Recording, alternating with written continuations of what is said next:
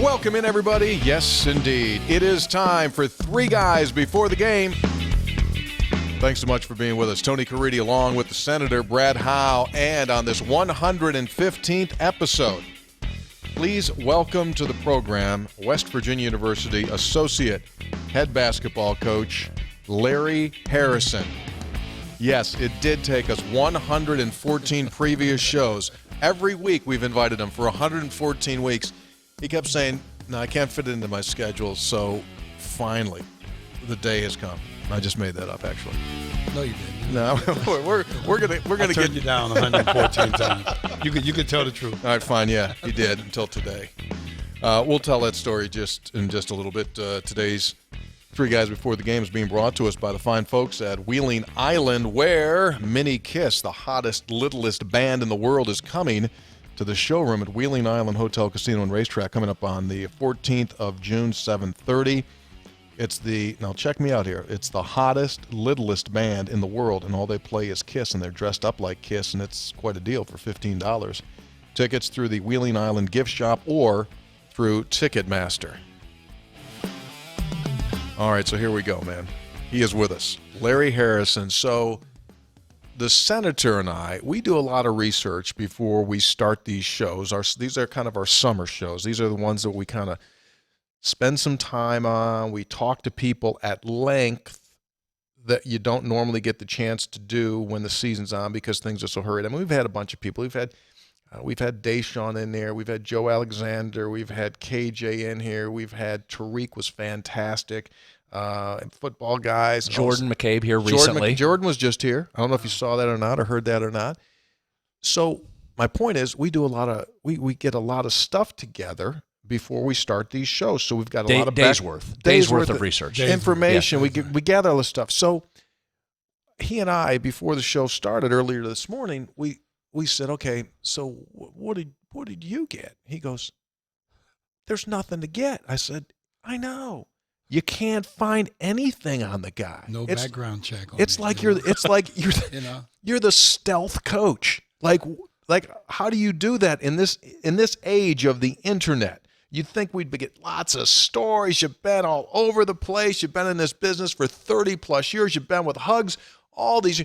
I mean, you're like invisible. Well, it just shows that there's nothing to tell. See? I just show up, and boom, here I am. See, I think that's why this is such a big get. Right? In his historic career here, legendary career, first real interview we've had with Larry, right? Exactly. First interview. Well, it's the first real interview I've had. That's not, because at the end of the season when we go to conference play and Hugs can't do the post-game radio, you're the guy that comes over. So I always enjoy those because you're really good and you're very direct, honest, and insightful as to what's going on. So, real quick, do you like those? Do you like that? Because it's not the grind of doing it every time, but you get in there in the postseason. Do you like doing those, or is that just, all right, I got to do it because it's part of the job and Hugs in here, fine, I'll tolerate Caridi? No, I like doing it. Yeah. As a matter of fact, I think I should do it all the time. I mean, I know people wait outside for Hugs to come out after the game. Yeah. But I think we can really get the crowd going if I would come out from time to time. I think we'd have a heck of a problem because I think Hugs enjoys them too. They're almost like visits to the psychiatrist for him after a game. It's like the first time he can download after the locker room. What I think we should do sometimes is that if he doesn't come out within the first 5 or 10 minutes, that's a great point. Hey, let's go get Larry. Get Larry out here, dude. Because I know sometimes you gotta wait. I got this thing. Here's my thing. My thing's 35 minutes. 35 minutes? At 35 minutes, it's shutting down, and I have been. I've been. Remember the night in Hartford of the Final Four year speech. The famous speech. Yeah, right. I mean, we were signing off. I was saying, and we'll talk to you again so long. And then I looked up, and here he comes out of the tunnel. And I'm going like, whoop, hang on, here he comes. And then he kind of did a big download. Right? Yeah. Okay. When was the first time you ever met Bob Huggins? Can you remember the first ever meeting? I tell you, now when I tell people that, they go, really?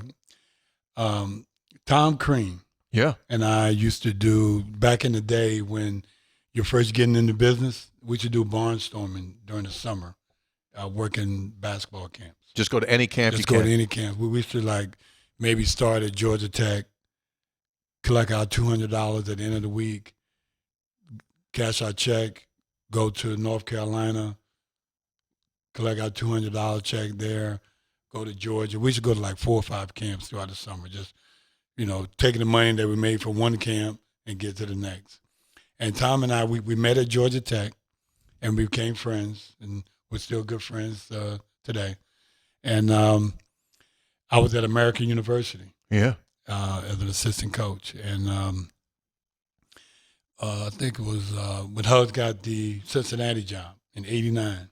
And he called me. He said, "Hey, you know Bob Huggins?" I said, No, I don't. Crean called you? Tom called me. Okay. Yeah, Crean called me. He said, "You know Bob Huggins?" I said, I know of him. He said, he just got the Cincinnati job. I said, yeah, I saw that. Now, mind you, just to back up a little bit, it was the first year that I was going to go to the Final Four not looking for a job. Okay, because you're already at American. Because I was at American for 2 years. It was my 3rd year. And I was comfortable. We had a good recruiting year. We're going to have a good season the following year. So I wasn't looking for a job. So he said, well, I'm thinking about being a grad assistant either at Michigan State or Cincinnati. Wow. He said, and, to be quite honest, he said, Hugs need a black assistant. He said, and I told him about you. And I was like, well, I said, he doesn't know me. I said, yeah. He says, he knows me. He said, then you and I could go to Cincinnati together. And I like said, okay, fine. He said, well, when you come out to the Final Four, I'm going to introduce you guys. And you guys, he's going to like you. He said, and I think it'll be good. I said, okay, fine. I really didn't make a big deal of anything, wasn't thinking about it. So we went to the Final Four. Tom and I got together. We was together, and Hugs was sitting, holding court with a bunch of people. Imagine that. That's a shock. As normal. What city was this in? This was in Dallas. Okay. It was in Dallas, and I think pretty sure it was in Dallas, and I think it was in Dallas '89. But anyway, he brought Hugs over and introduced me, and Tom said, "Hugs, this is the guy I was telling you about." And then Hugs said, "Well, let's have lunch tomorrow and sit down and talk." I said, "Okay." So Did he have that big feel to you the first time you met him? Now, you've been around big guys all your life, but to me, he always seems as though he's bigger than he is. Well, no, he was younger than I thought. Yeah. He still looked good. I mean, he still looked like he was a stud. He was thin. Yeah. And not to say that he isn't now, but he was. Yeah. Well, okay. Yeah. He go ahead. was thinner. Yeah. Sure. Okay. Yeah. But he had energy to him, but kind of in a quiet way. And so we had lunch. We sat down and we talked, and he asked me about myself, and we talked, and if you know Hugs, he doesn't talk a lot unless you give him something that he really enjoys talking about. Yeah. So I'm kind of like, this guy's the head coach of Cincinnati, and I'm doing all the talking. Are you thinking you're interviewing for a job yet at this point, or you think you're just, okay, this will be a good contact? Well, this is just I'm meeting him, but I mean, this guy's not going to hire me. Okay. He doesn't even know me. You're just talking. We're just talking, just having casual conversation. And then we were finishing up lunch, and he says, I'm going to hire you. Kind of like one of those deals where the guy meets the girl for the first time and says, and he leaves and goes, "I'm going to marry you." Right. And I'm like, huh? He said, "You got the job." And I'm like, "I got the job?" He said, "Yeah." He said, "But look," he said, "I got to do some political things. I got to talk to some people." And he says, "But don't worry about it." He says, you got the job. I'm going to hire you." And I'm like, "Okay." And I said, "Well, what do you want me to do?" He says, "I'll be in touch." He says, "Just let me, I just got the job. I got to go to Cincinnati. I'm bringing 2 guys with me. And my 3rd guy, I'm trying to get the Akron job. Right. If he gets the Akron job, I'm going to hire you." I said, "Okay." So Coleman Crawford got the Akron job. I didn't hear anything from Hugs. So it's about 2 weeks, nothing. Wow. 3 weeks, nothing. Wow. And obviously, pre-cell phone, I mean, it's not like you can text anybody, Right. So you're just sitting out there in the wind. You got nothing. I'm working at American, and so I called Tom Crean. I said, Tom, it's been 3 weeks, man. I said, the guy said he's going to hire me, and I haven't heard anything from him. He said he's going to hire you, right? I said, yeah. He said, well, then don't worry. If he says he's going to hire you, he's going to hire you. I said, what are you going to do? He said, well, I'm still thinking. I might go to Michigan State. I'm like, well, I thought you was going to go to Cincinnati. He said, well, I'm unsure. I'm not sure. So about a month, I get a call maybe 8 o'clock at night from Bob Huggins. He said, you ready? I like, well, ready? What do you mean, am I ready? He says, I'm going to have someone from my office going to call you, make flight arrangements, and going to fly you out and you take a look. And I said, okay. He says, I'm going to pay you X amount. You're going to get a car. He said, we're going to pay all your moving expenses and everything. He says, I just need to know if you're ready to go. And I said, yeah, I'm ready to go. I'm ready to go. And I was married at the time. And I hung up the phone and I said to my wife, I said, that was Bob Huggins. And she said, the guy from Cincinnati? I said, yeah. She said, you haven't heard from him, have you? I said, no. I said, he just offered me the job again. And we was like, we just sat there and stared at each other because, I mean, I don't even know the guy.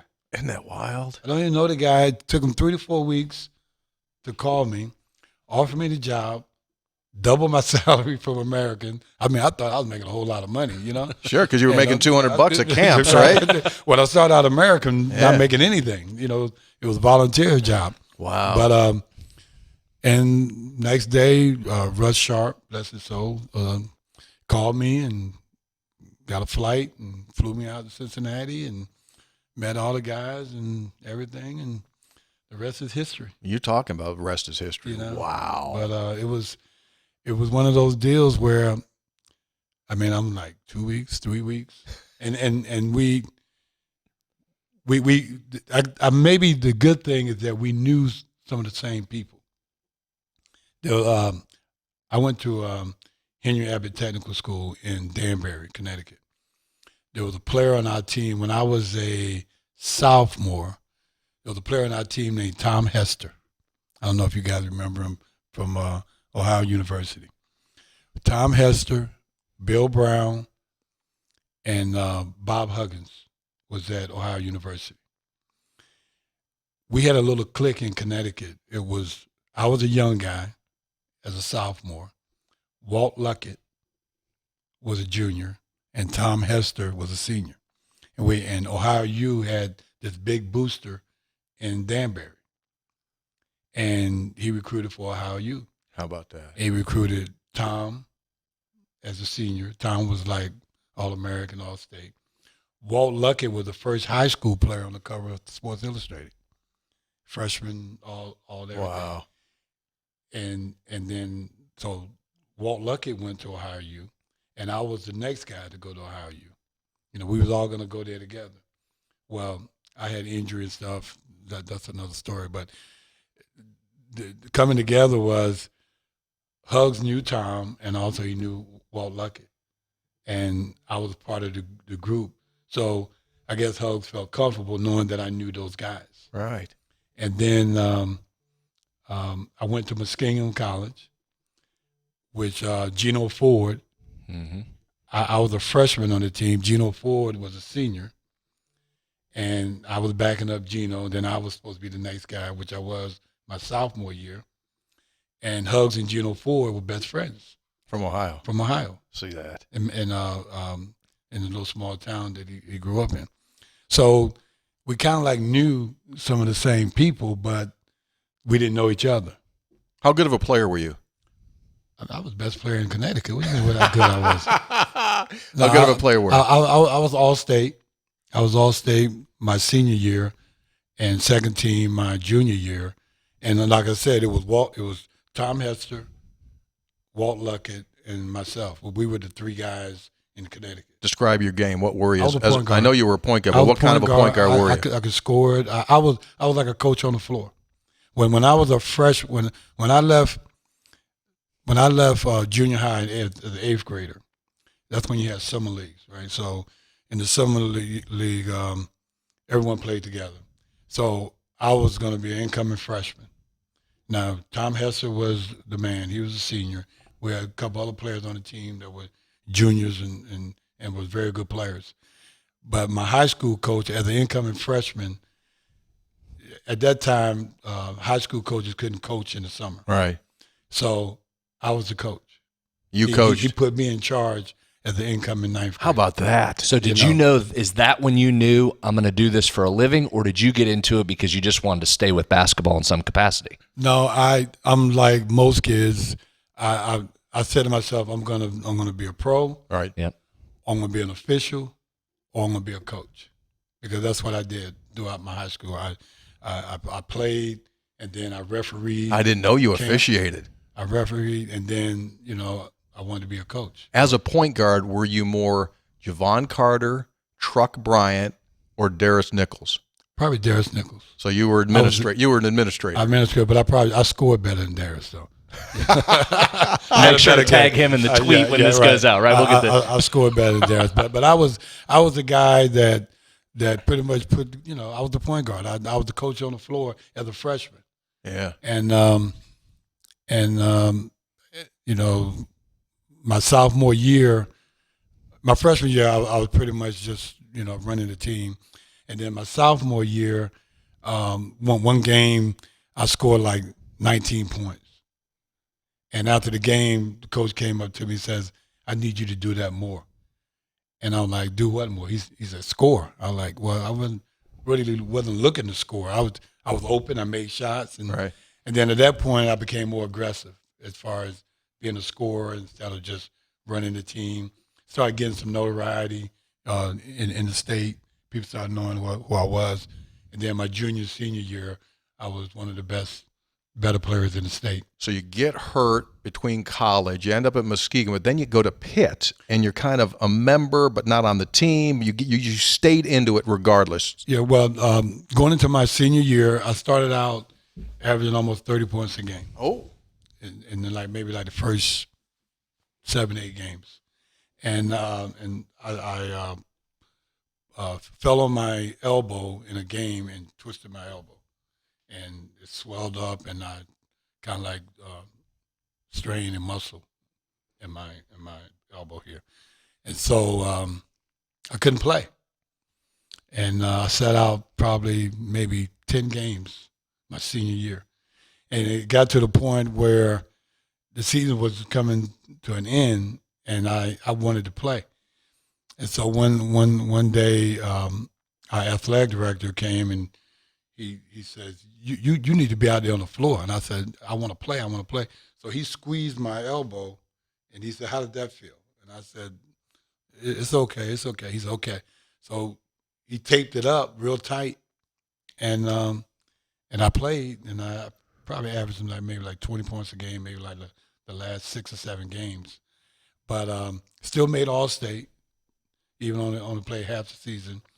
And but you missed your recruiting window. But I missed my recruiting window, and the assistant coach at Howe University that recruited Tom and Walt Luckett, a guy by the name of Dale Bandy, just said, Larry, look, you didn't play. We don't know if you're going to be able to play, you're going to be able to recover. He said, I got a good friend of mine in Ohio who's close to us. He said, you go there and you play a couple years, and if you show us you can play, we'll bring you over to Ohio U. Right. So he told me the school was Muskingum College. I had no idea where Muskingum College was, what it was all about or whatever. I said, sure, fine. I was going to be with Walt, and I was going to be with Tom. That's all that mattered. So I went to Muskingum College, played 2 years, played really well, backed up Geno Ford my freshman year. Sophomore year, I had enough of New Concord, Ohio. If you've ever been there, it wasn't really the best place for me at that particular time. You're a big city guy from Connecticut. Right, yeah. big. Well, yeah. Connecticut was really big compared to New Concord, or Danbury anyway. But so I wanted to go to Ohio U. Coach said, We probably won't be able to take you. My roommate was from Pittsburgh. He was transferred to Pitt. I said, hey, I'm going to transfer too. So I went home with him one weekend. We went up to Pitt. I met Coach Gergerich, Tim Gergerich, and I told him I wanted to transfer. He said, okay, fine. Tell me about yourself. You know, call Coach Burson, talk to Coach Burson, and transferred there. And when I got there, I met all the guys, played with the guys during the off season. And then, you know, walk-on is sometimes could be a little political. And I got caught up in the political web of they already had their number of walk-ons. Yeah. And Coach Gerg said, well, you know, just hang around and, you know, try it again next year. And, you know, I was devastated. You know, I played all my life. And I said, well, you mind if I come to practice? And he said, sure, you can come to practice. So I just went to practice and watched practice. And when practice was over with, I knew the guys, so I'll shoot around with the guys. And during the postseason and preseason, when they had open gym, I would play. During summer league, I would play in the summer league with the guys. So people on campus thought I was on the team. They just never saw me on the bench, you know. So, you know, I graduated and you know, just really kind of figure out what am I going to do. And went back to Danbury, and my high school coach said, well, you can come and help me. So I said, okay. So I volunteered at the high school and was there for a year. And he told me, he said, look, if you want to get into coaching, you got to get your master's. You got to go back to school. And so it's a long story, right? Long story. Okay. This is interesting, though. How people get into what they do, I think, is fascinating. So keep going. So I said, well, okay. And he said, now if the quickest way to get a job is I think you need to go into special ed. And I like, special ed? He said, yeah. He said, one, there's not enough males, and two, there's definitely not a lot of black males. Mm-hmm. He said, if you get a master's, you can get a high school job like that. He said it'd be no problem. So I said, okay. So I applied back to Pitt, and I applied to. Let me slow down a little bit. One of my best friends at Pitt was Tony Dorsett. Really? And Cecil Johnson. Wow.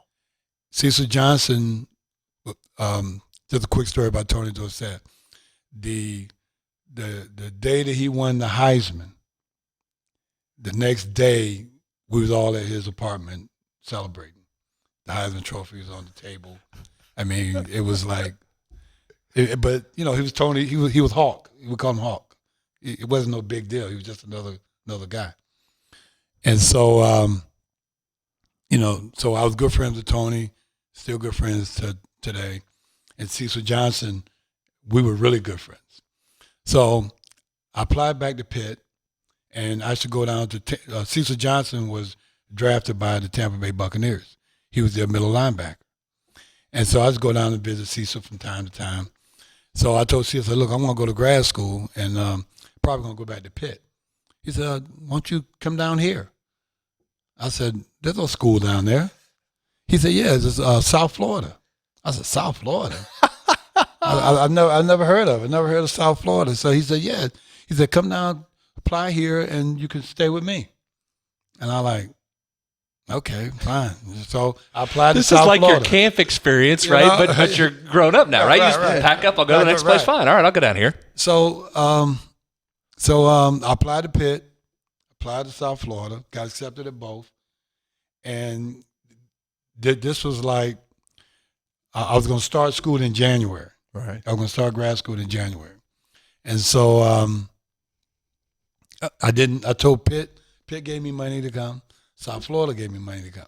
So I really didn't know where I was going. I told them both I was coming, right? And so double commit. Right, yeah. Double commit, right. So it was I tell this people's story all the time. It was December, and I'm in Danbury, Connecticut, and I'm leaving my friend's house, and I get in my car, and it's like 5 degrees. I mean, really, really cold. And I'm about a month from deciding where I'm going to school. And I get in my car, and the car's cold. I'm sitting there shivering. Yeah. And I said to myself, I'm going to Florida. And that's how I made the decision. I called Pitt, told him I was going to South Florida, called South Florida, made the arrangements, called Cease, say I'm coming down, going to go to school. Boom. Ended up in Tampa, grad school, finished grad school, and boom, right away I have like 4 or 5 job offers because I'm a special ed teacher and I'm a male. Of all of that story, what just really I find incredibly interesting is the fact that after you transferred from Muskegon to Pitt, the easy thing to do, when, as you said, you were devastated when they said, hey, it's not going to work out here. We have enough of our walk-ons here. The fact that you stayed and didn't hide, tail, and take off, that association, right, builds these relationships. You stay in it. That was the key moment of your entire career.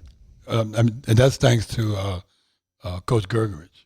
He let you stay. He let me stay because he could have very easily said, "Nah, you can't hang around," or, even sometimes during practice, he'll come over and he'll make a joke, about a play or a player, and I wasn't on the team, but he kind of like knew who I was, and the thing about it is that once I got into coaching, Tim Gergerich and George Karl, all those guys was with the Seattle Sonics, and Gerg was with Vegas, with Dark and all that. They had a big man's camp. First year with Pete Newell. Yeah, I remember that. Legendary camp with Pete Newell. And then they branched off, and George and Gerg they had a camp in Vegas.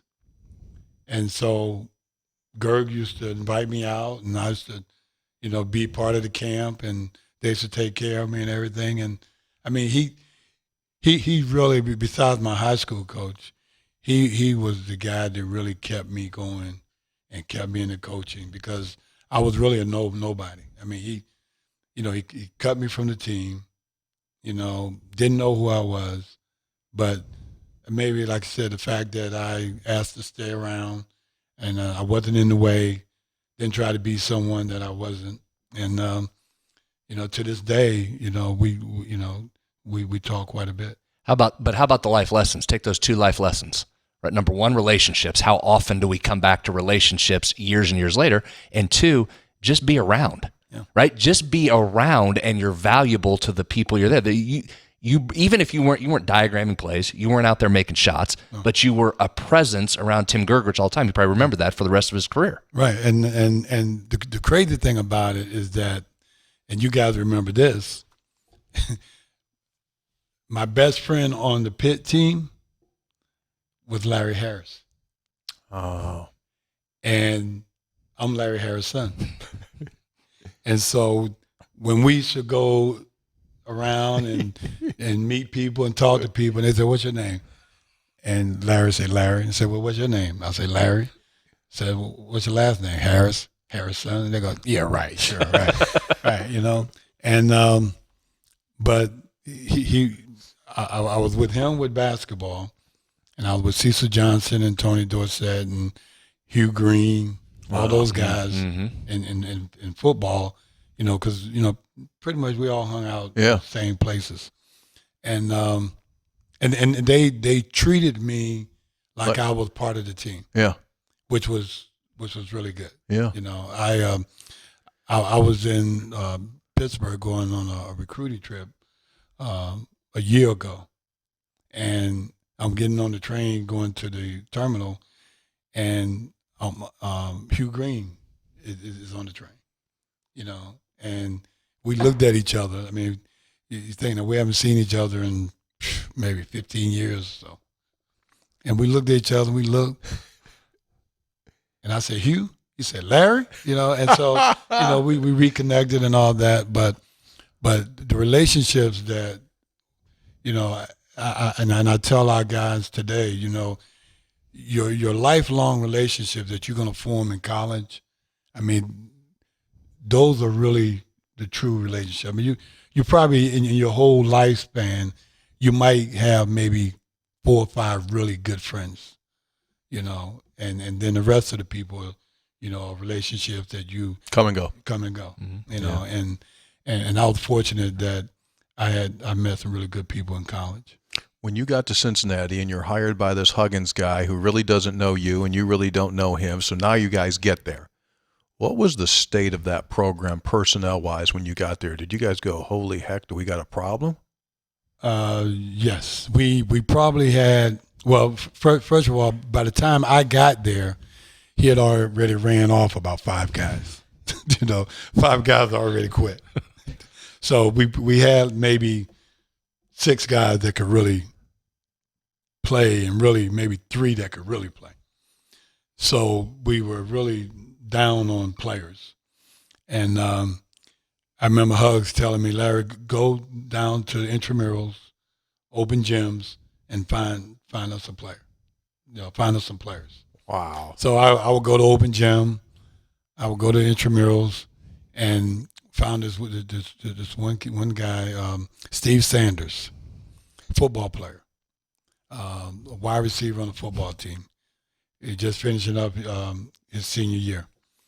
And so he was the best player. I mean, he wasn't a great player, but he could make shots. And so I talked to him afterwards, hey, look, would you like to, you know, play basketball? I said, we need some players. And he was laughing. He's from Cleveland, Ohio. He's a great personality. And he said, you're kidding me. You're not, you want me to play basketball? I'm a football player. I said, no, but you can make shots. So I brought him up, and we tried him out, and we kept him. And again, fast forward, we opened Shoemaker Center. Our staff opened up First game there against University of Minnesota. Minnesota ranked like maybe 13th in the country. And our very first game. And close game, come down to like maybe 0.8 seconds or something like that, maybe 1 second to go in the game. And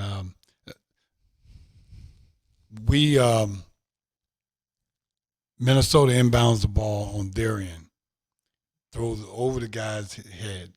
Their guy tips it and rolls out of bounds underneath our basket. Yeah, your ball. Like 1 second to go in the game.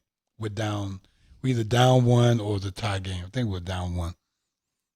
And here comes Sanders. We called out of bounds play. Steve Sanders was nowhere supposed to be in the play.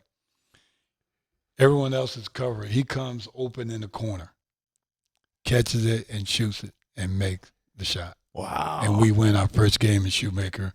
And Steve Sanders, to this day, would tell you that he's the one that made Bob Huggins. That's awesome. But that's your first recruit at Cincinnati. That's our first recruit. That was my first recruit. We brought in a couple other guys, Terrence Gibson, who became a mainstay in our program. We're recruiting him, and it's between us and Tyler Junior College. And he was going to go to Tyler Junior College over University of Cincinnati, and we're trying to talk him into coming to Cincinnati. And he said, no, I'm going to go to Tyler. I'm going to go to junior college. And we finally convinced him to come to Cincinnati, and he became one of our better defensive players and one of our main guys that's in the program. The first time you were on the practice floor with Hugs was what? It was like. Had you ever seen anything like it? And more importantly, what did you think the first time you were on a practice floor with Bob Huggins? I was like, we're not going to have any players. and now you got to remember, he brought 2 assistants with him, and John Lawyer was the director of operations. So he had 3 guys that knew his system and knew him, and I was the new guy. So, I mean, I know my place, so I'm saying, okay, I'm going to, well, we was in a meeting, and we were going over what we were going to do that day. And so I was with the big guys. And So he says, you're going to have 20 minutes of individual instruction. I said, okay. So I'm like, okay. So that's all he said to me. And I'm like, we go out on the floor, and I said, Coach, what do you want me to do in those 20 minutes? And very seriously and stone faced, he said, make them better. And I'm like, oh, okay. Make them better. No, you don't want me to do any certain drills, or he just said, just make them better. And from that point on, you know, one thing that I tell people all the time, and it's still the fact today, is that he allows you to coach. You know, he wants you to coach. Right. And he's gonna, you know, oversee everything. But he allows you to coach. And like I said, I was a new guy, and I mean, you're talking about intense and continuous and no dead time. I mean, no break, no water breaks. I mean, just 3 hours of just constant going and competing, and you know, I mean, he's in them and I'm just standing there like. Had you ever seen anyone coach like that before? Never. I mean, the guy that was at American University, Ed Tapscott, he was an intense guy, but it's nothing like Bob Huggins. I've never seen a team compete and play as hard as those Cincinnati teams, especially the first ones. And we ended up probably with like maybe 7 guys on the team playing.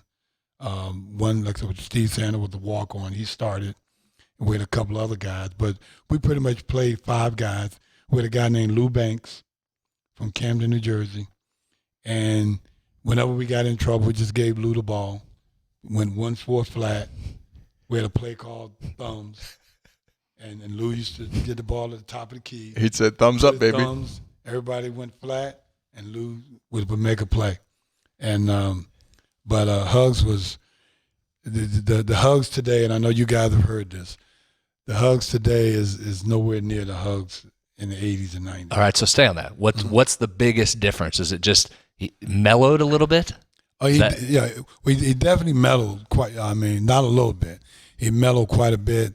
The intensity that we practice at for that full 3 hours, I mean, it was just unbelievable. But not only did we practice, but I mean, he coached those guys. I mean, he put those guys in a position where they wouldn't quit. You know, whether we're up 20 or down 20, the competitiveness that he instilled in that team and the will to win, and it gave those guys confidence that okay. I mean, you got to remember back then. We in the Metro Conference was our first year. You had Memphis, you had Louisville, you had Florida State, and then went to Conference USA in the Great Midwest with still Louisville, Memphis. So the competition level and the talent level, those other teams were much more talented as far as 4- and 5-star guys, and Hugs just had guys that just refused to lose and his intensity would rub off on our guys, and then it was amazing that the thing that was new to me was as hard as he was on those guys, when practice was over, it was over. You know, he was back to mellow, chilled quiet, out, put his arm around the guys. Guys come to the office, joke around and whatever. But he always told me, told the guys, said, when you step across those lines, he says, it's time to work. And he still has that same philosophy today. You were with him from 89 to 97, mm-hmm. and then you went away for 10 years. Mm-hmm. You become a assistant at DePaul, head coach at Hartford, all-conference coach of the year honors there. Then a quick stint, 06 and 07 with the Washington Wizards. Then the phone rings again, this time now using full cell and text. and it's Hugs again. And he says, "Hey, Lair, what was that conversation like?" Well, prior to the phone call, we're at Portsmouth. I'm with the Wizards. We're at Portsmouth. So all the guys will say, "Hey, man, your guy going to get the West Virginia job." I like it. And again, I haven't heard from Hugs. So 10 years have gone, but he was still your guy. Yeah, he's still my guy. Still your guy. Okay. And so your guy going to get the West Virginia job. Let me jump in here. So Okay. for those that don't know, Portsmouth is an annual event in Portsmouth, Virginia, where they bring all the prospective NBA players together. They put them into teams, and then they play, and all the NBA scouts are evaluating. So go ahead. Yes. And so I said, I don't know. So I'm in Portsmouth, and, of course, the phone rings. And it's Hugs. I said, "Hey, what's going on?" And he says, "Tell me about West Virginia." I like, what do you mean? He says, "Can we win there?" And I like, "We." He says, "Tell me about them." And I said, "Coach," I said, "you can win wherever you go." I said, "It doesn't matter whether it's West Virginia or wherever." He says, "Okay, but tell me about them." And I told him, I said, "Coach, they would be the most skilled team that you've ever coached." Because I scouted West Virginia a couple of times when you played Georgetown. I remember you guys, West Virginia came to Georgetown, and I think Georgetown beat you by about like 30. And but then I saw you play a few other times. And Jerry Dunn was the assistant coach. And I remember going after the game, going to the locker room, and it was no more than probably 5 minutes. Beeline walks out, Jerry walks out. I'm like, "You just got beat by 30. And I said, "Jerry," I said, "that was quick." He said, "Oh, no, man, coach don't worry about that kind of stuff." I said, "What, getting beat by 30? He says, "It's over with." He says, he's not going to dwell on it. He says, we get ready for the next game. And you guys know Beeline better than I. I don't know if that's the way he was, but, I'm waiting out in the hallway. I'm thinking I'm going to be out there for at least 20, 30 minutes. Sure. Know? And 5 minutes, boom, they're out, and he's walking out, and I shake his hand. He walks by. And so, but I remember Deshaun, I remember Alex, I remember Joe Alexander, who didn't play a lot. That's right. That's right. But I told Hugs, I said, "They'll be the most skilled team you ever coach." He said, "Really?" I said, "Yeah, Coach." I said, I don't know how tough they are. I said, "But they're really skilled." And so he said, "Okay." I said, "Well, what are you going to do? You going to take the job?" He says, "I don't know." He said, "They're making it really hard at K-State." So a couple of days go by, and he calls back again. He says, "You think we can win a national championship there?" And again, I said, "We." And he says, "Yeah." He said, "You want to do this again?" And at that time, I was really feeling the NBA. I was a scout, but I was also in line to assistant coach position was coming open, and I was being considered for that also. So I kind of liked the NBA field that I was going through, and I said, "I don't know, Coach." I said, let me. I said, "There's an assistant coaching position coming up, but probably I would like to come back, but let me see what's going on." Hold on real quick. Mm-hmm. Between call one from him and that second call, in your head at night, did you go, if he takes this, he's going to offer me a position? Had you already started the wheels turning that if asked or I'm going to be asked, did you feel like that offer was coming? Or you didn't even think about it? I didn't think about it because he wasn't sure. The way he was sounding, it was that K-State was making it really hard. So you didn't know if he'd take it or not? I didn't know if he would take it or not. And like I said, we was in Portsmouth watching players, and I was kind of focused on that. But wherever, all the guys were saying, "When are you leaving, man? When are you leaving?" I know your guy got the job. And so it was kind of like the same scenario at Cincinnati. is that when he did take the West Virginia job, he had to do some things. Yeah. You know, he had to do some political things. And I was okay with that because I was also trying to do some things to see if I could get the job. But unlike college, the NBA, one, they don't do anything until the season's over. And two, most jobs, in the Wizards case, the head coach really don't get to pick his staff, at least not his whole staff, which is what I can identify with the Lakers, right? What's going on right. with Ty Lue, is that the general managers is the one that really picks the staff. And it was between Randy Ayers and myself on who was going to get that job. But they weren't going to make the decision until July. And I couldn't wait till July. And I think I took the job in May. Yeah. And came over with Hugs and came full circle. You know, started out in '89 and came back and 20 years later or whatever. Was West Virginia as skilled as you thought they were when you got on the floor with them, and were they not as tough as you perceived them to be? They were definitely skilled. They weren't as tough. I think that the thing that really, and again, I wasn't here at the time when they first started doing workouts, but just from the conversation that I had with Hugs, the thing that really gave him hope was the athleticism of Joe Alexander. It made him feel that, okay, we're going to be all right. Obviously, Deshaun and Alex Ruoff and Smolligan and those guys wasn't the, quote, Cincinnati type athletes.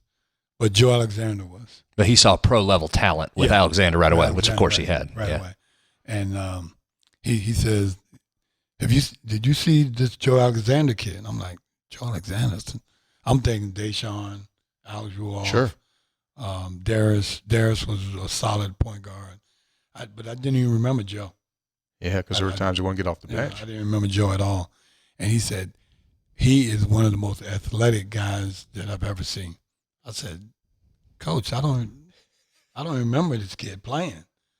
And then when I came on campus and we started working with him, I thought, yeah, he's an NBA type athlete. Yeah, just athleticism. You know? And then they started telling me the stories about his work ethic and sleeping in the locker room and, you know, and all that kind of stuff. And I mean, you guys know the story. I don't think any of us thought that he would become the player that he became. And I don't know if we need to talk about the way he evolved, but I mean, it was a head scratching experience to see how he just kept developing. And you know, you talk about the UConn loss at UConn, and he had like 20, maybe 29 or 30 or whatever. And when we're all on the bench saying, "Is he a pro?" Nah, he's not a pro. No, is he a pro? And then the next game he gets 28. Next game, he gets 25. Best single month by a player in Mountaineer history. No question. I mean, I don't even think it's close, right? No question. Yeah. Do you remember the time that we lost at Pitt and Joe didn't shoot it? Right. And Hugs lost his mind. And he said, he said the rest of his career, said post-game radio, screen. He said he's going to be a screener. Right. That's all he's ever going to be. Right. And as you've heard from Hugs before, one thing he says, another thing happens. So that whole deal. But that kind of was just the beginning of lighting that wick, and then you literally couldn't stop him. It became a point where after every game we would say to each other, "Is he a pro?" I mean, and it's just like you said, he was the best player in the country for like, I don't know what you said. It started on March 1st. It was March 1st at Connecticut. So from that March 1st until knocked out in the NCAA tournament, he was the best player in the country. There's no doubt about that. And the exclamation point that we all know. The dunk. The dunk. Yeah. And Madison Square Garden. Until Emmett Matthews dunked this year at the Big 12. That was as nice of a dunk. Right. Similar style. And when he dunked on Stanley Robinson? Exactly right. When he dunked on him, we all looked at each other and said, "He's gone." That's it, man. That's a good point. He's gone. He's out of here. He's done. Why did that Final Four team have the success that it did? It's kind of like reminds you of the Final Four team that we had at Cincinnati. Is that no egos? They played together, but they got along on and off the floor, and they understood when we came to practice. It's kind of like what Hug said: when you step across those lines, it's time to work. It got to a point where, one, just backing up a little bit, when Hugs took the job at West Virginia, Deshaun and those guys told me that they all got together because Hugs was trying to get rid of all of them for the most part. And Deshaun said they all got together and they said, we are not leaving. We're not. We're going to stay. We're not transferring. And I think the only player that we lost from that team was the kid that went to Iowa. Ballwinkle, Devin Ballwinkle. Right. He was the only. I think he was the only kid that transferred. But was it true that Huggs was going to try to get rid of Deshaun and Missoula? See, they weren't the athletes. So Huggs thought he needed their lack of athleticism. Huggs just said it wasn't going to work here. You guys got to go away. Right. I mean, in the beginning. Yeah. I mean, but let me change because I wasn't here in the very first few weeks. But I think going into the job and he's seeing what was out there. Yeah. Athletically, he just didn't think that they would have what he needed to compete at the Big East. And then also when he took the job in the individual workouts, it was very, very tough. And the guys that couldn't make it, he was hoping that they would leave. And I think like Deshaun and Missoula and those guys said, Smolligan, Darius, they all got together and they said, we're not leaving. And remember, Deshaun sat in that chair and said in essence the same thing. Deshaun came to the realization, he said, oh, is that right? You're going to try and remember, I'm going to bow up here. Right. I can play for you, and I'm going to be great. Remember? Right. Told us that. Right. And by the time I got there, the only person that was on the fence was Devin Ballwinkle. Devin Ballwinkle. Yeah. And he left, and I think the guys was upset with him that he left the nest, so to speak.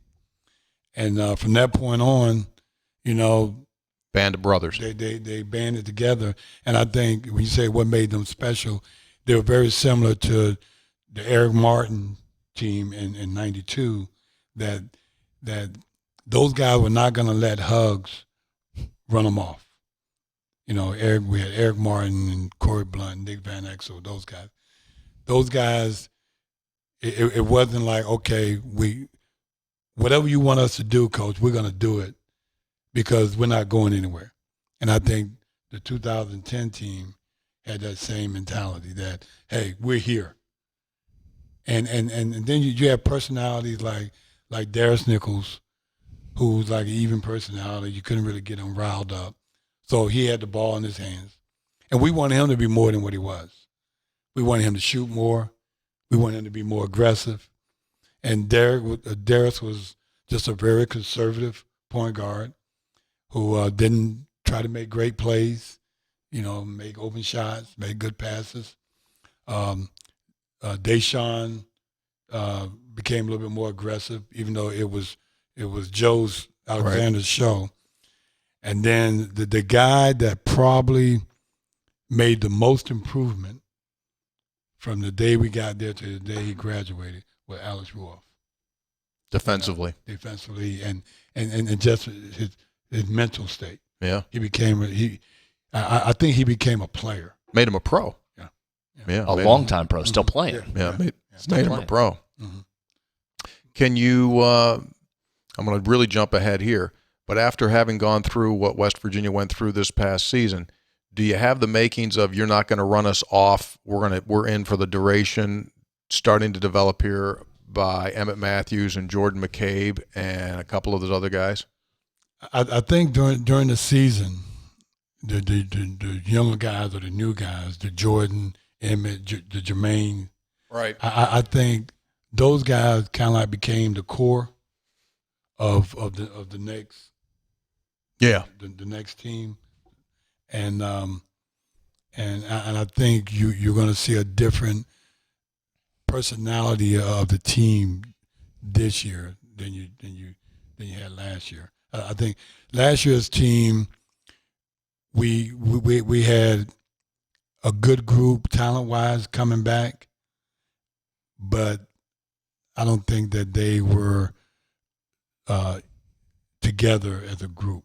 Individually, they all felt that they all could do certain things, but they wasn't really the sacrifice for the greater for the good, and we as coaches just couldn't get them there. I was listening to Brad Stevens, and he was talking about the Celtics, and not that we're at that level or anything, but sometimes as a coach, you just keep trying to push the right buttons, just trying to get guys to do certain things. And sometimes it comes together, and then sometimes you just can't get it right. And I think that's what happened to us. And I think, like you said, looking forward, I think we got a good core. And we've talked to those guys about the new guys coming in. And I think we're recruiting the right kind of players that we need to get us back to where we need to be. And we're really excited about what we did in the postseason, workout-wise. And I think we got good leadership, and I think the mentality of our team could get us to the point where we can compete again for the Big 12. Did that run that the team went on, and never mind the team success, but the individual success, how McCabe came on, how Haley turned into a different player, how Emmett Matthews really popped up. You recruited those guys for a reason, so obviously you saw that in them. Mm-hmm. But did that surprise even you, how that came out there at that critical point? Did you kind of sit back and go, all right, now we're going, now we got it here? Well, it was kind of surprising because we recruited those guys and not taking anything away from their talent, but they were backups. And we thought they could be really good backups as freshmen. And then sophomores and juniors take that next step. Just like we thought Lamont West and Beadle and West and Issa, it was their turn to take that next step. And when you're new coming into a program, as these guys were, they deferred a lot, and I think once those guys left the program, I think a burden was lifted off of them and off of us, because we knew talent-wise what those guys could bring, but again, we just couldn't get it out of them. And then when they were removed from the program, now Jordan and Jermaine and Emmett and those guys were able to play with a lot more confidence. We were able to coach them with a lot more confidence. And then it just became a guy, just go out and play. And don't worry about whether you make a mistake or whatever. Just compete and play. And to see that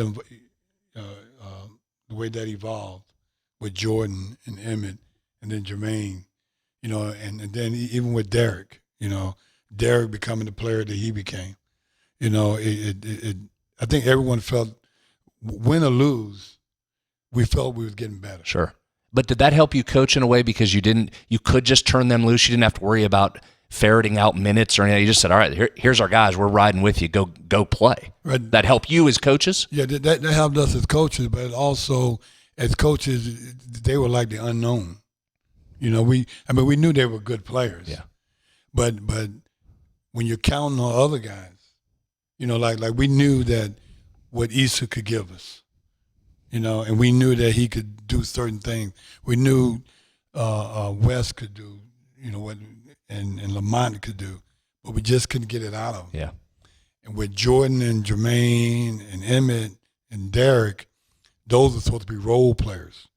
So whatever they gave us was good. You didn't think you'd need 28 against Texas Tech from Emmett Matthews at any point? No. We never thought that he would do that. Now, we expected 28 from Issa. Sure. Or Lamont, but from Emmett or Jermaine, those guys. But then once those guys left the program, then it really wasn't. It wasn't to a point where we just said, like, "Hey, whatever happens, happens." But we just wanted those guys to play and let's see what you can do.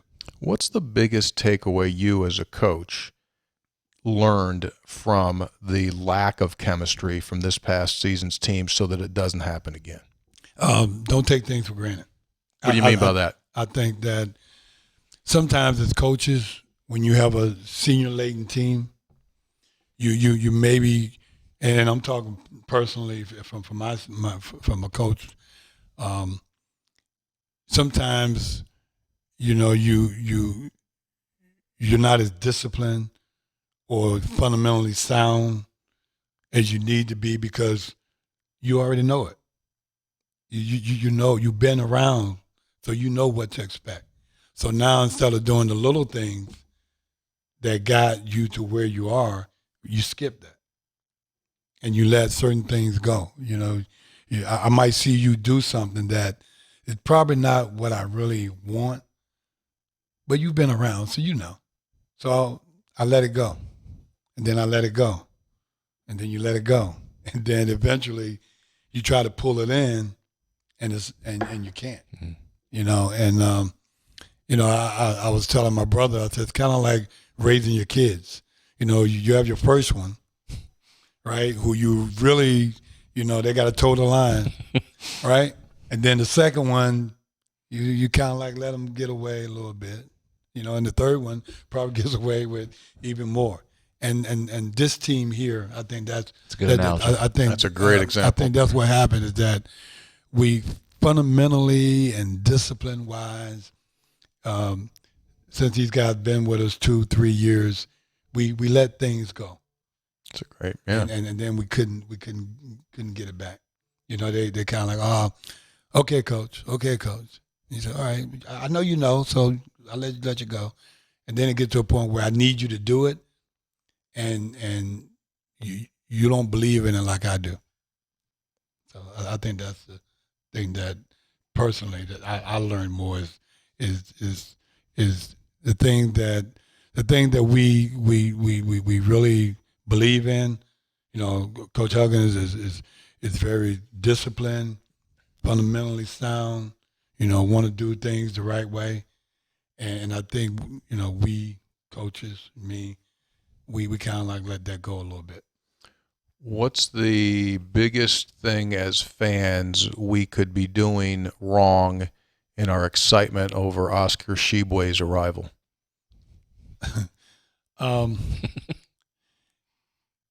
I think that if the past season wasn't what it was, I think it would be a lot easier for Oscar to just blend in.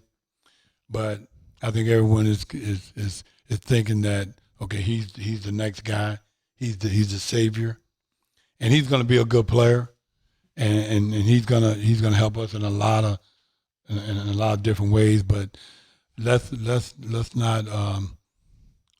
not make him he could be a one and done, or he could be here 2 or 3 years or whatever.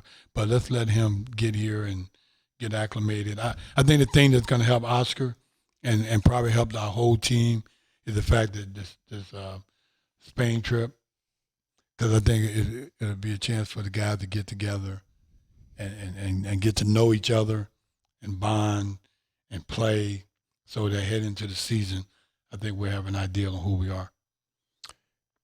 You're not done yet, are you? You still got 2 spots. You're still working? We're still working. We got 2 spots. We got some guys, coming in, and the team is coming together real well. It's coming together. You're happy? I'm real happy.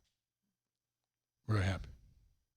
This has been great. This has been a delightful conversation for a guy we started off with. We couldn't find any information on. Well, you had great stories, man. I never knew that Tony Dorsett, Hugh Green, I never knew Muskegon. I never knew you were there. That's good stuff. Well, that's why you couldn't find anything. We gotta keep that stuff buried. He's PI, pre-internet, pre-social media. That's right, pre-social media. But no, and just another part to that story is is when I, quote, quit at Muskingum, Jim Burson, he was really, really upset with me. And he was the head coach. He was the head coach. I didn't like him. He didn't like me. I'm leaving. And really got to a point where I thought about coming back. So I went to him and talked to him. And I said, I'm thinking about coming back. He said, no, you're not. I said, what do you mean? I'm Larry Harrison. What do you mean I'm not coming back? He said, you quit. He says, I don't deal with quitters. He said, you can't come back. And I'm like, oh, okay. So the reason why I said that is to this day, he's like one of my best friends. How about that? He's like, I call for advice. We see each other on the road. He's like one of my, he's in the same category as like Bob Huggins and Tim Gergerich and my high school coach. He's in that group. And, he made me grow up. Yeah, he helped me grow. And those right there are examples of the things that fans never kind of see, these unbelievable relationships that form and change lives. We kind of always focus on the score and what was the record and blah, blah. But it's those things right there that people kind of, I think that aren't sports people, they kind of look at sports sometimes and go, what the heck, you guys getting all excited about this? It's a game, right? It's just a game. Right. No, actually, behind the scenes, behind the curtain of it all, there's all these relationships that change lives, that give people opportunities that they never would have had it not been for this person saying, hey, come on up to this camp or come over here. That to me is the fun, really interesting part of the whole thing. Well, I think that's what you said. If you've been in it, then that's more obvious to you than if you've been out. Because if you've been out, the money and the glitz and the glamour of it has taken over at the core. That's really what it is. That's the core of it right there. Yeah. I tell people all the time, when I talk to our players, because like you said, this is what they see, but they don't know the journey, Sure. And then I tell our players all the time, they say, Coach, I want to be like you. I said, you don't really want to be like me. I said, you want to be better than me, and you don't want to, hit those potholes that I hit. And when you tell them the story, not as in depth as we talked about here, but you tell them, said, I didn't just all of a sudden wake up and come out of my mother's womb and boom, here I am a coach. I started, like a lot of guys back in the day when I first started, I was a volunteer coach with a family making no money, but people don't see that, but it's the passion that you have for what you do. Great story. Episode 115. It's the best, right? 115? You go put a couple stars by I tell you what, this is the best episode. This of 115 episodes, this is the best one that we've ever had when our guest has been Larry Harrison. When you agree with that, Senator? Totally agree with that. The guest been Larry Harrison. Hey, man, I really do appreciate the time, and it's great insight, and I think hopefully fans get a little bit of a better understanding, a little bit better of a look. It's a great, I think a lot of life lessons can come out of that. Yes, and just a little side note, I have 2 daughters and a granddaughter, and I'm really blessed. That's awesome. Really blessed. Basketball has been, think about that, man. From Tom Crean running around to those camps, what a run. What a run. It's not done yet. Well, like I tell people all the time, I'm not digging ditches, so I won't be around for a while. Our guest on episode number 115, 3 Guys Before the Game, WVU Associate Head Coach Larry Harrison. Let the fun begin. 3 Guys Before the Game has been brought to us by Wheeling Island, where Minnie Kiss, the hottest little band in the world, is coming to the showroom at Wheeling Island on June the 14th. To get your tickets, Wheeling Island Gift Shop, or through Ticketmaster, the hottest, littlest band in the world. Larry, thanks again, man. Thanks for having me. I appreciate it. It was fun. For the Senator, Brad Howe, Associate Head Coach Larry Harrison, 3 Guys Before the Game, and we are out. See y'all.